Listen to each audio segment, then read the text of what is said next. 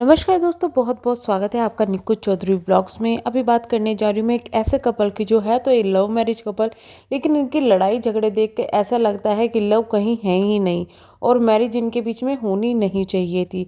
हम बात कर रहे हैं रोहन प्रीत और प्रिया के बारे में। जिनको इनके बारे में नहीं पता, जैसे कि मैंने एक पोल डाला था, उनको मैं किसको नहीं पता था, तो मैं बता दी कि कुछ साल पहले एक कपल आया जिसने अपने घर से भाग के शादी की थी। ये मैडम शायद पुलिस में थी और ये जो है बेरोजगार थे पतिदेव इनके। पुलिस में भाग के शादी की, कुछ भी हुआ, इनकी नौकरी भी शायद इन्होंने छोड़ दी है, छुड़वा दी गई। इसके बाद में इन्होंने काफ़ी ज़्यादा ड्रामे करे क्योंकि घर में कोई भी इनको एक्सेप्ट करने के लिए तैयार नहीं था, दोनों के घर वालों को। इन्हें मरने की कोशिश की, मरने के ड्रामे किए, ये किए वो किए। भैया इनको लव मैरिज करने वाले और निब्बा निब्बी कपल का काफ़ी ज़्यादा साथ मिला। उसके बाद इनका चैनल चलने लगा।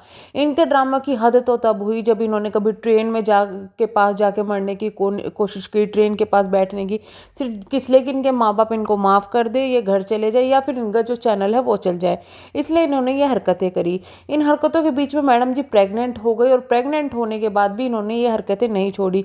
कभी इनके लड़ाई झगड़े होते थे, कभी कुछ होते थे, कभी कुछ, किसी की बुराई कभी किसी की बुराई। इन लोगों ने भागते हुए तो कभी डिसीजन नहीं लिया कि इनको माँ बाप की जरूरत है, लेकिन जब इन्हें प्रेग्नेंट हो गए या फिर इनके रहने का खाने का कहीं इंतजाम नहीं मिला तो इनको घर वाले याद आए। इतना ही नहीं, इसी बीच में बहुत कुछ हुआ। फिर जैसे ही इनकी बच्चा हुआ तो हस्बैंड इनको छोड़ के भाग गया, कहीं कुछ कि मेरे पास नहीं रहता, ये नहीं रहता। जब से बच्चा हुआ है भैया तब से हस्बैंड इधर उधर हो रहा है। बीवी का बेसिकली ये कहना है कि हस्बैंड की लाइफ में दूसरी औरत है, दूसरी औरतें हैं जिसकी वजह से ये उनको घास नहीं डालता। पहली तो बात ये है, मैं ये पूछना चाहती हूँ कि यार इस बंदे को मुंह कौन लगाता है, मुझे तो समझ में नहीं आता। क्या औरतों को पता नहीं चलता कि कैसा इंसान है? सामने 24 घंटे ऐसा लगता है जैसे गुटखा खा के बैठा हुआ है, कौन तो इसको पास में आएगा। खैर, वो बात एक अलग है। मैडम ने एक अब बीच में इनका भैया पूरा झगड़ा ऐसा हो रहा था जैसे लड़ाई भिड़ रही। हम तो अलग रहते हैं, हम तो ये करते हैं वो करते हैं। इसके बाद में वही हस्बैंड वापस भी आ गया, दोनों की प्रेगनेंसी, दूसरी प्रेगनेंसी की बात होने लगी। इतना नाटक, इतना नाटक, इतना नाटक, मतलब हद ही कर दी इन लोगों ने। मैं ये कहूँगी कि अगर चीप कपल की किसी को उपाधि देनी चाहिए ना, cheap couple of the year होगा ये दोनों कपल। ये दोनों खुद जितने वीरान है ना, उससे ज़्यादा वीरान इन्होंने अपनी ऑडियंस को किया हुआ है। इतना झूठ बोलते हैं, इनकी जो बुनियाद है ना वो ही झूठ से बनी हुई है। भाई कभी तो हम ट्रेन के नीचे आ जाएंगे, कभी हम ये कर लेंगे, कभी हम वो कर लेंगे। कहना है कि पति उसके साथ मारपीट करता है। बल्कि आज की वीडियो देखे तो पत्नी इतनी बुरी तरीके से बोल रही है और वो बंदा हंस हंस के अपनी बेइज्जती करवा रहा है। हंस हंस के ये दिखाने की कोशिश कर रहा है कि सब कुछ हमारे बीच में तो ठीक है। मतलब भाई तुम जैसे आदमियों का तो क्या ही हो, तुम आदमी हो। तुमको तो ना दोनों को, औरतों की, वो भी उन औरतों की उपाधि दे दी चाहिए जिनकी कोई इज्जत नहीं होती, दोनों को ही। क्यों? क्योंकि वो आदमी अपनी खड़ी बेइज्जती करवा रहा है, खड़ी बेइज्जती। वो कह रहा है कि पत्नी कह रही है मैं, इसका अफेयर चल रहा है किसी शादीशुदा औरत के साथ में जिसके 8 साल का बच्चा है, ये है वो है। मतलब पति तो है ही है बेशरम, पत्नी उससे ज़्यादा बेशरम। आप खुद बताइए, अगर इनकी जो बातें हैं उसमें थोड़ी सी भी सच्चाई है, थोड़ी सी, कि मैं यहाँ नहीं रहूँगी, मैं ये नहीं करूँगी, पड़े भी वहीं रहते हैं एक साथ ही, लड़ाई भी झगड़ा करते हैं, कभी इनका एकदम प्यार हो जाता है, फिर इनकी इतनी नफरत हो जाती है। आप मुझे बस एक बात बताओ, आप भी अगर शादीशुदा कपल हो या फिर आपके भी घर में कोई ऐसा जोड़ा है, उनसे आप ये चीज़ पूछ सकते हैं कि अगर आप में से एक का अफेयर चल रहा होगा, उसके बाद में अगर वो इतना सुधर भी गया या ना भी सुधर, अफेयर चल रहा होगा, आप उसकी 20 जनों के सामने बेइज्जती कर दोगे आदमी की, सिर्फ 20 कह रही हूँ मैं, बेइज्जती कर दोगे, उल्टा सीधा सुना दोगे, उसके बाद में क्या आपका जोड़ा सलामत रहेगा? मुझे सिर्फ इस बात का जवाब चाहिए। मैंने एक बात मान ली कि भाई इन्होंने लव मैरिज कर रखी है, भाग के शादी कर रखी है, इनके पास कोई ऑप्शन नहीं है, लेकिन फिर भी जितनी बेइज्जती वो आदमी करवा रहा है ना, वो भी कोई सहन नहीं करेगा। इनकी आज की वीडियो से सिंपली ये प्रूफ हो गया कि इनकी जो वीडियोस है वो वेल स्क्रिप्टेड है। इनका सब ये प्री प्लान है कि हम पब्लिक को बेवकूफ़ बनाएंगे। लेकिन इनको ये नहीं पता कि पब्लिक अब थोड़ी समझदार हो गई है पहले से। कुछ लोगों को तुम इमोशनल ड्रामा करके ये सब चीज़ें करके बरगला सकते हो, लेकिन अब पब्लिक काफ़ी ज़्यादा समझदार हो रही है। तुम जैसे ये चालू लोगों के हाथ कंडे जो तुम अपना रहे हो उनको पब्लिक अच्छी तरीके से जानती है। और जितने ये व्यूज़ के चक्कर में गिरते हैं ना ये लोग, उतना ही इनका चैनल गिरता है। इन लोगों को क्या इस चीज़ की समझ नहीं है? और पब्लिक इनको देखती क्यों है? ऐसे लोगों को ये समझ में नहीं आता।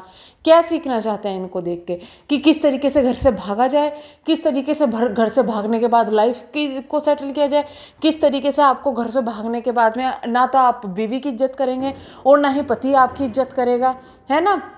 किस तरीके से आपका पति का या आपका कहीं अफेयर चलेगा, किस तरीके से आपके कैरेक्टर को एक दोनों को द्वारा उछाला जाएगा, किस तरीके से क्या किया जाएगा। कुछ लोगों को दया आती है इनके बच्चों के ऊपर, चलो मान लिया, लेकिन क्या उस आदमी के हाथ पैर नहीं है? क्या उस औरत के हाथ पैर नहीं है जो इज्जत के साथ कमा के अपने बच्चों को नहीं खिला सकता?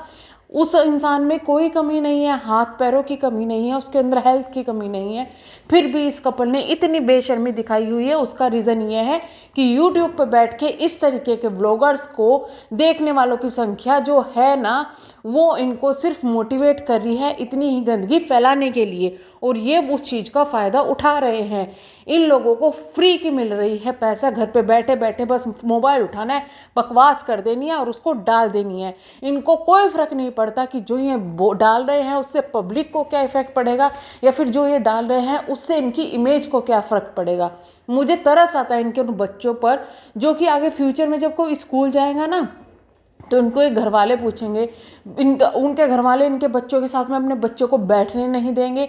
बच्चे ये कहेंगे, अरे तेरे मम्मी पापा का तो ऐसा झगड़ा होता है, तेरे तो पापा का अफेयर चल रहा है, तेरे पापा के तो मुंह पे लिपस्टिक मिलती थी, तेरे पापा मम्मी ने तो भाग के शादी की है।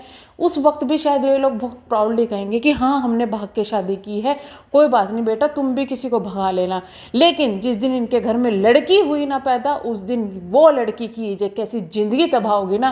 क्योंकि देखिए समाज कितना ही आज के टाइम में फॉरवर्ड हो गया हो, कितना भी कुछ हो, लेकिन जब एक लड़की इस तरीके की हरकतें करती है ना, जो एक लड़का कर सकता है उसके बाद में उसको माफ़ी किया जाता है, लेकिन लड़की की कहीं माफ़ी नहीं होती। हालांकि ये चीज़ थोड़ी बैकवर्ड लगती है, लेकिन ये सच्चाई है कि लड़कियों को थोड़ा सा कहा जाता है कि बेटा सोच समझ के चलो। ये नहीं कहा जाएगा कि तुम डर के रहो या कुछ भी, पर सोच समझ के चलने के लिए कहा जाएगा। हर कोई कहता है, हर कोई माँ बाप चाहे कितना फॉरवर्ड हो। मैं एक बात कहना चाहूँगी, फ्लाइंग बीस्ट को देख सकते हैं आप, अपने बच्चों का पालन पोषण किस तरीके से कर रहे हैं, दोनों बेटी का संस्कार किस तरीके से दे रहे हैं। ये होती है असली पहचान माँ बाप की। मैं ये नहीं कहती कि हर माँ बाप परफेक्ट होने चाहिए, लेकिन इतने तो होने चाहिए कि उनकी वजह से उनके बच्चों को आगे, उनके बच्चों के साथ में पढ़ने वाले बच्चे टोंट ना करें। जे कर रहे हैं उनके बाद में तो बच्चों को ऑब्वियस सी बात है टोंट मिलने वाले हैं, पर इन कपल को कुछ भी शर्म नहीं है। तो मैं ये कहना चाहती हूँ कि प्लीज़ अपनी आंखें खोलिए, ऐसे लोगों को जितना हो सके इग्नोर कीजिएगा। ये गंदगी फैलाएंगे आगे, जितना आप इनको इग्नोर करेंगे उतनी ही गंदगी फैलाएंगे। लेकिन इस सच्चाई से कभी भी आप लोग मत भागिएगा कि ये जो करते हैं, ये जो कर रहे हैं, वो वेल स्क्रिप्टेड है और इन सब की मिली भगत है। इनको ना तो अपनी इज्जत की कोई परवाह है, ना ही कोई, इनके घर वाले तो इनसे क्या मतलब रखते ही नहीं। तो ऐसे लोगों के लिए ज़्यादा ना तो टेंशन लें और ना ही ज़्यादा सोचें। बस एक चीज़ करनी है, इग्नोर करें, जिससे इनकी असली औकात पता चले कि आखिर ये है क्या। चलिए हम मिलते हैं नेक्स्ट वीडियो में, तब तक के लिए bye bye, thank you so much.